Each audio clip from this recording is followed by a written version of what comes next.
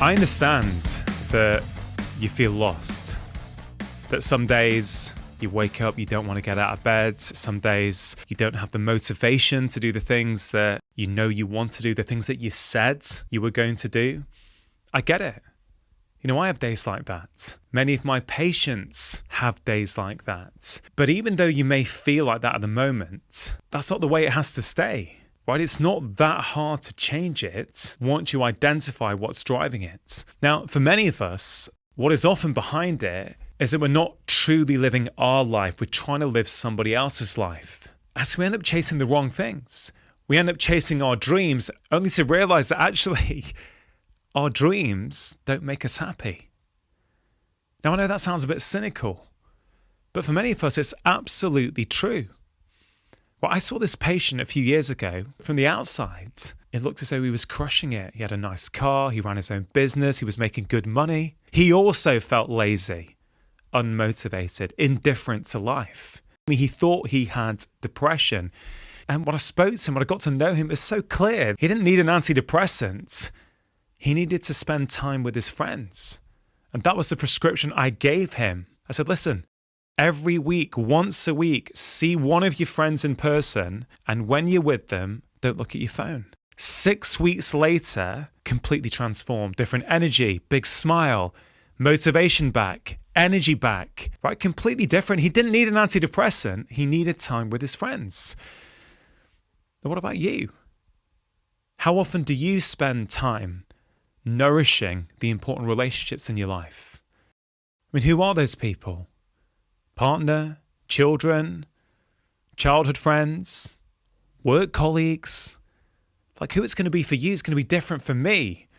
But we know that relationships are really, really important. They're the number one factor for our health and our happiness. Yet many of us were so busy trying to get more, do more, acquire more, that we forget about what's really important. I mean, let me ask you this. Imagine you're on your deathbed. Look back over your life. What are 3 things you'll want to have done? 3 things you will want to have achieved? Go on, do it now. Ask yourself. Well, sure, you're unique. You've got your own desires, you've got your own preferences. But we're not as unique as we think. We know with a high degree of certainty what you are going to say on your deathbed. How do I know that? Because palliative care nurses have told us. They spent years caring for people at the end of their lives, and they all say the same things. I wish I'd worked less. I wish I spent more time with my friends and family. I wish I'd allowed myself to be happy. I wish I'd lived my life and not somebody else's. See, that's the big problem. That's what I did for much of my life.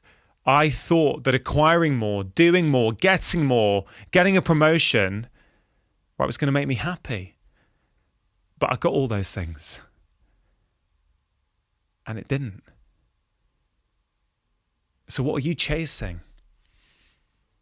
Are you chasing your dreams? Are you chasing what is truly going to make you happy? Or do you think that getting a better job, getting more money, having a nicer phone, do you think those things are going to make you happy? For most of us, honestly, they don't. One of the biggest problems across society is that we confuse success and happiness. We think they're the same thing, but for most of us, they're not. Now, they can overlap. Sure, they can overlap. But for most of us, they don't. For most of us, they're 2 completely separate things. And therefore, we need to spend a bit of time asking ourselves, what is it that success really means for me? You know, what is a successful life for me? What does a successful life look like?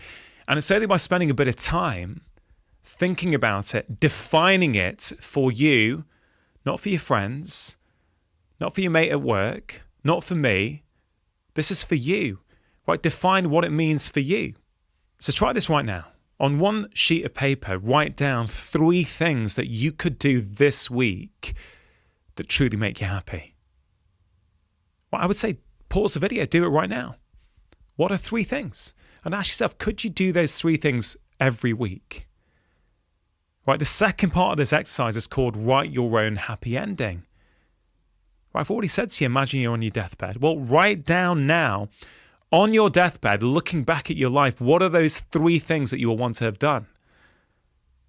Right, so now you should have 2 sheets of paper. Now bring them close together. And now ask yourself, if you do those 3 weekly happiness habits, will you get that happy ending that you've just defined that you want for yourself? If you do those 3 happiness habits every week, week after week, month after month, will you get that happy ending that you've just defined for yourself?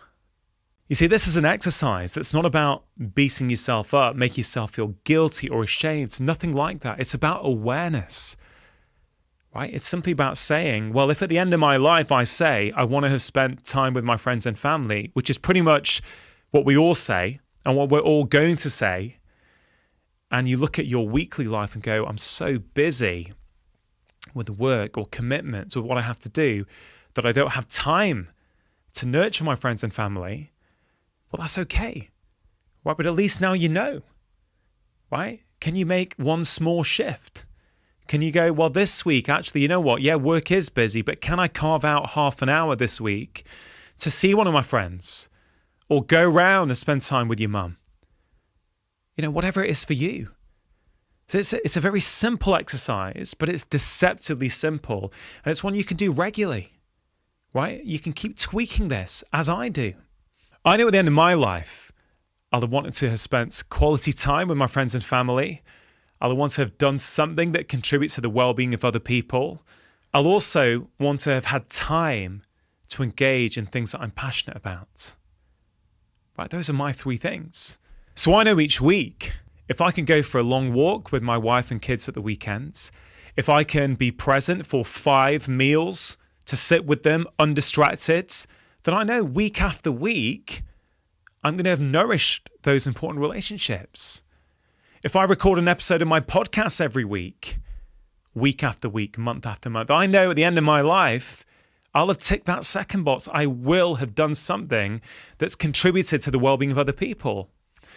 And if I have time each week to go for a walk or play my guitar or practice playing snooker, right? If I get 2 or 3 episodes a week where I can do that, I know I'm having time to nourish my passions. So I'll get that happy ending that I want at the end of my life.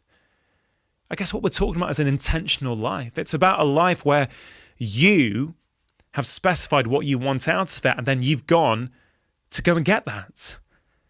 But for many of us, we chase the dreams of other people. We chase the idea that society has given to us. And that's a big problem.